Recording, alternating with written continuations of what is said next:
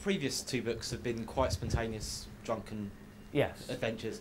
How did you actually sort of come to decide to actually go on this trip and go over to America? Because it doesn't seem quite spontaneous. It isn't as spontaneous, and I knew this. I had a strong feeling this would end up being a book. It's kind of the first chapter does kind of explain this better than I'm about to now. Basically, it was when I was touring America and hating it. I fell out with the promoters of the tour. It was 4 months of pain. I ended up with a nodule. I lost a stone and a half. It was a stressful experience. It wasn't a great deal of fun. I was staying in chain hotels and everything. And one of the sort of pastimes I used to kind of get through those kind of experiences is photography. If you're travelling by yourself, I think photography is a brilliant hobby. You can go to if you stay in your hotel room, that makes you even more lonely. If you go to a bar by yourself, there's very little that's more depressing than going to a bar by yourself. Made even more depressing by the fact that it's got depressives on tap to really amplify the situation. But photography makes sense to do by yourself. So what I tend to do after I've done gigs and things in foreign cities is, if I've got a hire car or whatever, I'll go out by myself at 2 or 3 in the morning when I've still got the kind of adrenaline in me, taking photographs of places at night.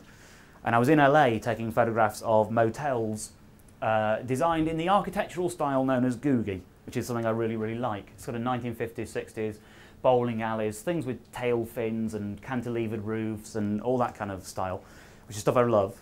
And most of them were kind of beaten up, going out of business looking places. And as I was looking at them, I thought, I'm photographing the America I like, which is dying, and it's not the America I'm living in.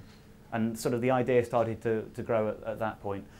And I just thought, it's something I want to do for myself. It wasn't like, I'm going to do this for professional reasons. It wasn't, this will be my next idea for a book. It was something I thought, I want to go back, kind of having not enjoyed the place, I want to go back and I want to make myself enjoy it, and I want to find the thing I like about this country, and I'm going to do it for myself.